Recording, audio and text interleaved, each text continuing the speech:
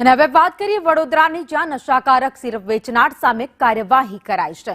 ડોક્ટરના prescription વગર syrup વેચવામાં આવતી હતી। પ્રતાપનગરના મેડિકલ સ્ટોર સંચાલક સામે ફરિયાદ થઈ છે।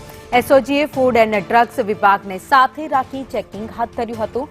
નશાકારક સિરપ દવાઓ પ્રિસ્ક્રિપ્શન વગર વેચવામાં આવતા કાર્યવાહી કરવામાં આવી છે।